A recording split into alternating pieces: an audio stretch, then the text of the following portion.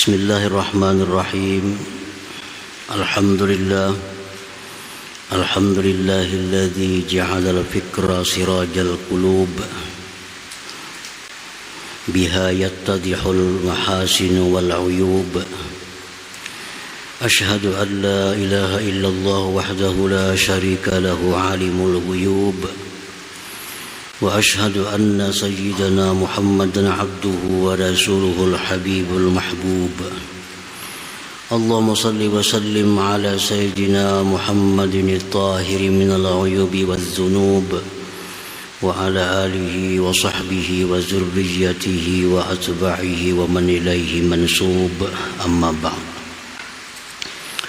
Yang kita hormati dan kita cintai para habaib dan para ulama, para muhibbin, hadirin, hadirat, rahimakumullah. Puji syukur senantiasa kita haturkan kehadirat Allah subhanahu wa ta'ala atas limpahan taufik dan hidayah serta inayahnya, sehingga pada malam ini kita kembali bisa berkumpul, bertemu di majelis yang penuh berkah dan rahmat ini. Salawat dan salam atas junjungan kita Nabi besar Muhammad sallallahu alaihi wasallam dan seluruh keluarga, para sahabat dan zuriat serta pengikut beliau ila yaumil qiyamah. Para muhibbin rahimakumullah, al-hikmatu tsalitsatu wasittun ba'dal mi'ati tsaniyah min al-hikamil 'ata'iyyah. Qala al-Imam Ahmad ibn Athaillah As-Sakandari rahimahullah, nafa'ana bi'ulumihi wa asrarihi. Hikmah yang ke-263 dari Al-Hikamil Atha'iyyah, berkata Imam Ahmad ibn Athaillah As-Sakandari rahimahullah, nafa'ana bi'ulumihi wa asrarihi. Al-fikratu sirajul qalbi fa iza zahabat fala idha'ata lahu. Artinya bermula pikir adalah pelita hati, penerang hati. Apabila pikir itu tidak ada dalam hati seseorang, maka tidak ada cahaya bagi itu hati tadi. Nah, para muhibbin rahimakumullah. Jadi tafakkur itu adalah penerang hati. Kalau kita tidak ada tafakkur, berarti hati kita itu tidak ada cahayanya. Al-fikratul lati hudda 'alaiha wa nudiba 'alaiha wa waqa'al madhu 'ala sahibiha kal fikrah fi ala'illahi ta'ala wa 'azamatihi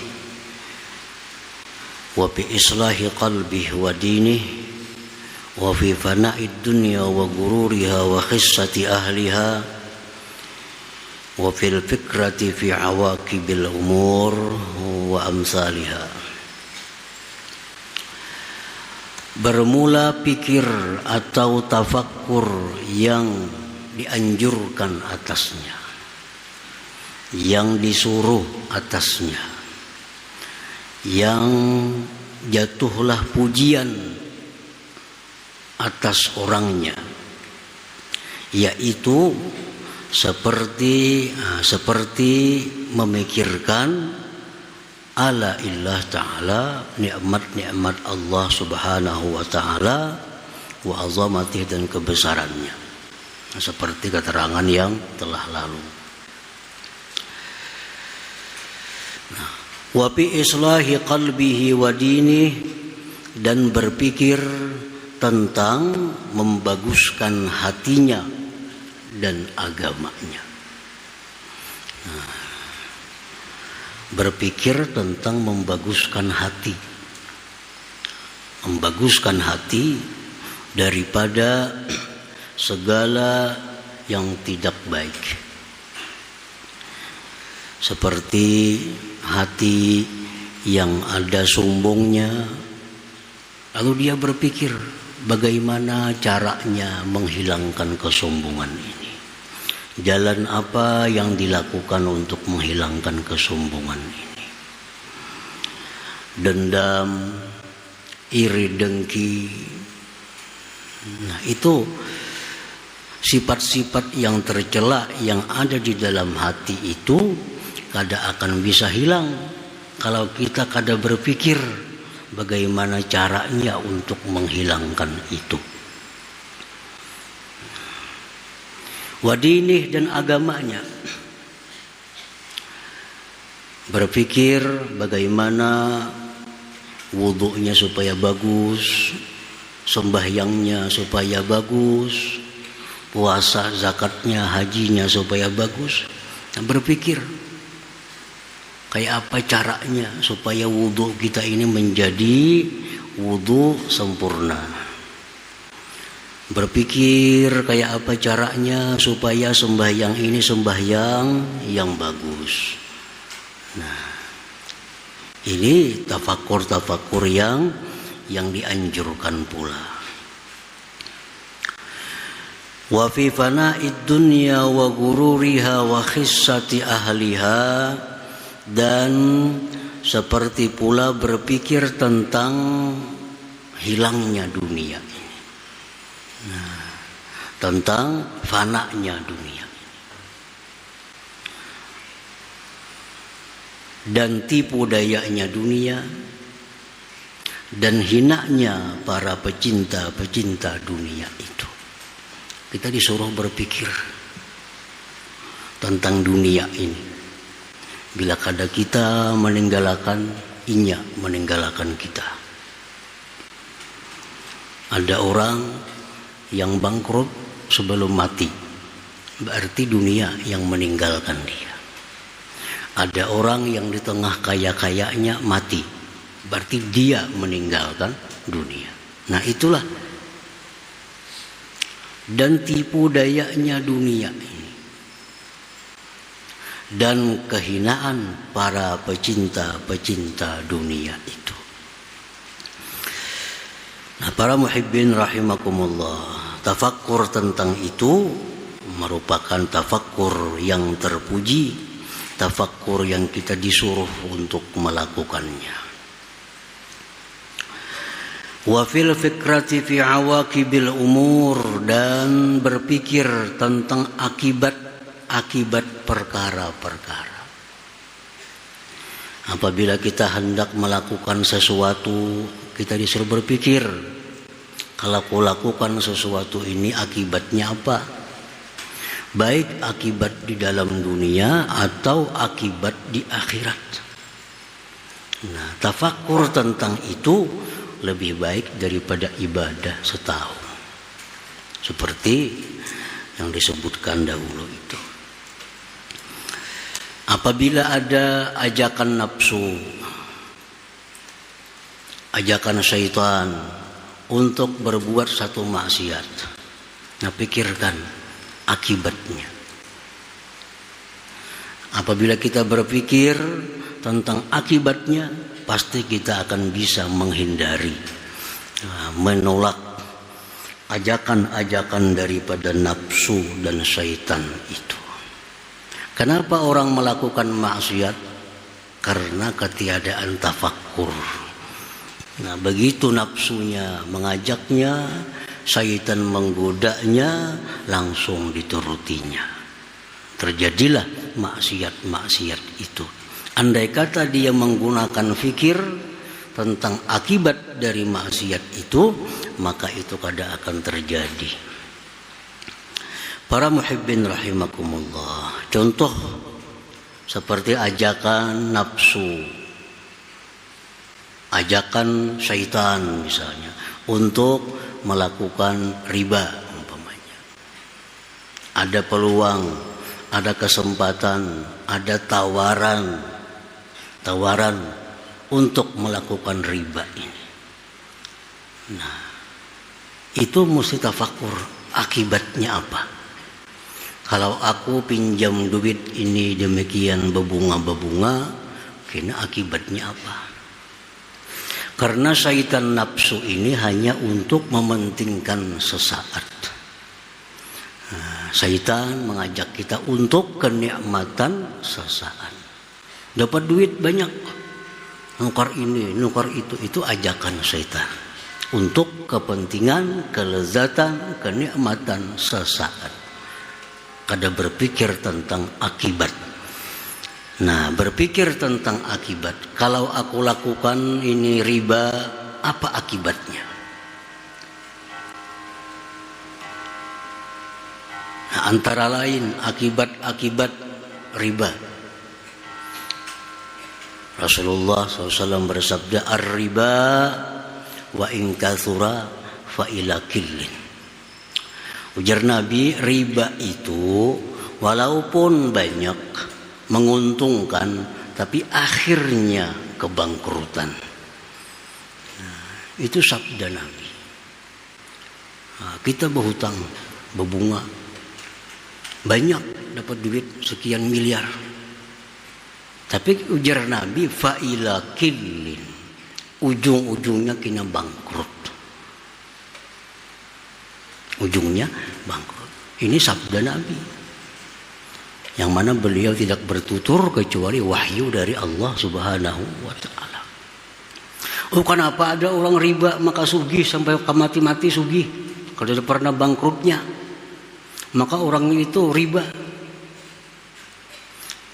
Maka jar Nabi bangkrut bila orang riba itu. Si din itu sampai mati tetap sugih. Nah, itu istidraj, itu lanjuran dari Allah Subhanahu wa ta'ala. Wa nastadrijuhum min haitsu la ya'lamun. Kami istidraj, kami lanjur. Untuk apa dilanjur oleh Allah? Untuk diberatkan siksanya di akhirat nantinya. Nah, untuk diberatkan siksanya. Orang-orang yang melakukan riba itu kalau dibangkrutkan oleh Allah, berarti ada teguran dari Tuhan supaya insaf, supaya tobat. Nah, kalau kadada itu terus menerus sukses padahalnya riba, ini berarti istidraj. Allah kada sayang dengan orang-orang itu. Nah, itu salah satu di antara akibat daripada perbuatan riba itu. Nah, kalau tafakur demikian, insya Allah kada akan terlaksana riba itu. Ini Nabi yang mengatakan, bukan kakawanan, bukan habar bin habar. Jar Nabi, bila orang melakukan riba itu ujung-ujungnya bangkrut. Ujung-ujungnya bangkrut. Nah, apalagi akibatnya, la'anallahu riba. Ujar Nabi, Allah melaknat riba itu. Riba dilaknat. Kalau aku melakukan riba ini berarti aku dilaknatlah oleh Tuhan. Mun aku dilaknat oleh Tuhan, buat apa aku sembahyang? Buat apa aku puasa? Kalau aku jadi orang yang dilaknatnya. Nah, tafakur. Kalau ada ajakan, tawaran, kadang-kadang ditawari orang, kita berusaha mulai maju, datang tawaran supaya lebih maju lagi, dihutangi dengan cara bunga berbunga. Nah, tafakur itu, pikirkan itu. Bahkan Allah berfirman, yamhaqullahu riba. Allah akan menghanguskan, memusnahkan riba. Nah, ini lebih jelas lagi daripada sabda Rasulullah sallallahu alaihi wasallam. Langsung Al-Qur'an mengatakan demikian. Bahkan dalam ayat yang lain Allah menyatakan, kalau kalian tidak berhenti daripada riba, berarti kalian berperang dengan Allah dan Rasul-Nya. Berperang dengan Allah dan Rasul. Itu ujar para ulama menafsirkan itu, berperang dengan Allah dan Rasul itu satu isyarah, petunjuk bahwa orang ini matinya kada membawa iman. Na'udzubillah min dzalik. Nah, kalau tafakkur itu kada akan ada riba pada kita. Nah, kita langsung tergoda. Susah sedikit, sakit sedikit, macet sedikit, ada peluang riba. Nah, ada berpikir. Padahal kesusahan ini hanya kesusahan duniawi. Kalau riba itu dunia akhirat sakitnya. Nah, tafakkur di situ. Nah, para muhibbin rahimakumullah. Ada lagi ajakan syaitan, ajakan nafsu untuk mengambil hak orang lain. Mengambil hak orang lain. Seperti korupsi contohnya. Ini mengambil hak orang lain. Ada godaan, ada ajakan dari syaitan. Ini kesempatan. Nah, kalau tafakkur apa akibatnya itu kezaliman mengambil hak orang lain, kadang akan terjadi perbuatan-perbuatan mengambil hak orang lain itu. Kenapa terjadi? Karena kadang ada tafakkur itu. Ini hak orang lain. Mengurangi takaran, timbangan. Kenapa terjadi? Karena kadang ada tafakkurnya. Kalau tafakkur betapa beratnya mengembalikan takaran yang kurang, timbangan yang kurang, ukuran yang kurang di akhirat, kadang akan kita melakukan itu. Apa akibatnya kalau kita mengambil hak orang lain? Pertama, fuqdanu mahabbatillah. Kita kehilangan cinta Allah. Nah, dulunya kita dicintai oleh Allah. Tapi karena kita hari ini mengambil hak orang lain, kita kehilangan cinta Allah itu. Nah, kalau kehilangan cinta Allah, akibatnya apa? Akibatnya amal ibadah kita kada dihiraukan oleh Allah. Kada dihiraukan Tuhan, kecuali tobat. Kita berbakti kepada Allah, kita mengabdi, tapi kita sudah kehilangan cinta Allah. Kehilangan cinta Allah. At-tardu min rahmatillah, kita dijauhkan dari rahmat Allah. Kalau kita mengambil hak orang lain, dijauhkan dari hak Allah, dari rahmatnya Allah. Az-zullu fid dunya, terhina di dalam dunia. Mungkin sekarang belum terhina karena masih berkuasa, masih kaya raya. Tapi kayaknya sudah hampir berkuasa. Nah, keluaran penyakit-penyakit yang 5 tahun telah lalu, 10 tahun telah lalu, sudah tua, mestinya menikmati masa-masa tua dalam penjara. Kenapa terjadi ini? Karena kada ada tafakkurnya. Waktu itu kada tafakkur. Taknya tafakkur, wah ini akibatnya nah. Para muhibbin rahimakumullah. Naz'ul barakah, dicabut Tuhan barakah. Karena kita ini mengambil hak orang lain, barakah dicabut oleh Allah daripada kita. Maka bila barakah ini dicabut dari Allah, daripada kita, misal umur kita dicabut Allah berkah, maka umur kita selalu hendak maksiat kepada Allah. Nah, duit kita, duit yang dicabut barakahnya, duit ini akan mengajak kepada maksiat saja. Kendaraan kita yang dicabut Tuhan barakahnya, selalu hendak jalan ke maksiat. Nah, jadi orang yang mengambil hak orang lain itu adalah menyebabkan kehilangan barakah. Bukan hanya dirinya, wa fi auladihi wa azwaji, dan anak istrinya pun hilang barakah. Anak yang dulunya bagus, dulunya saleh, berkah tuh ngarannya. Nah, begitu kita mengambil hak orang lain, kita menzalim orang, anak ini pun jadi anak yang kehilangan barakah. Akhirnya anak ini pun jadi orang yang ahli maksiat kepada Allah. Nah, itu akibat-akibat dari perkara yang kita disuruh memikirkan akibat itu. Para muhibbin rahimakumullah, Rasulullah bersabda dalam doa beliau, Allahumma ahsin akibatana fil umur kulliha.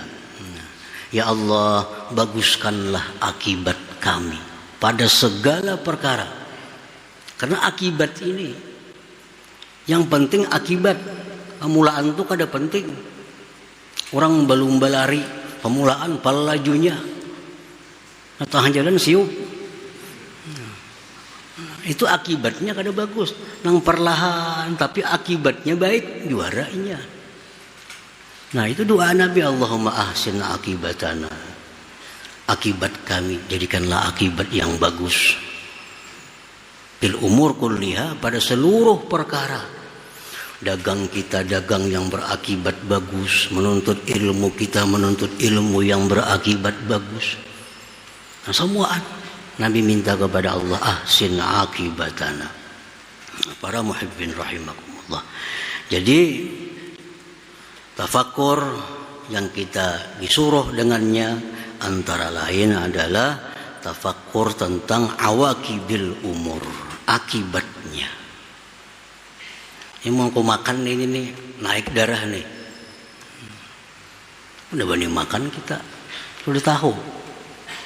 Padahal dokter aja madahkan. Kada ada Nabi, kada ada Allah Ta'ala. Bila kita makan daging, jar dokter, hati-hati stroke. Nah, datang daging suruhnya orang berpikir, aku makan ini jar dokter stroke bakal ada usaha. Ada kahin talo yang lain aja. Nah, karena berpikir, jangan berpikir, penting nyaman. Kalau tahu akibatnya kayak apa, nah kayaknya iya itu. Nah, itu gunanya pikir.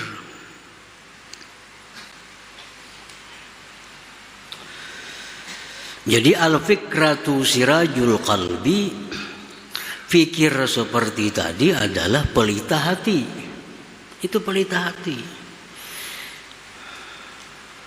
Bihi tanjali haqaiqul umur, dengan itu pelita nampaklah mana perkara-perkara yang sebenarnya.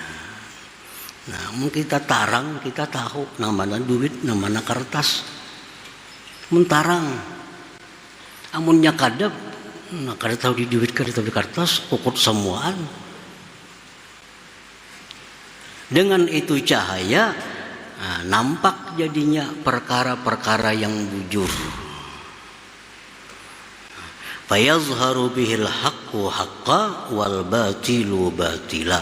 Nampaklah, jelaslah dengan pelita, dengan lampu itu yang benar itu benar, yang batil itu batil.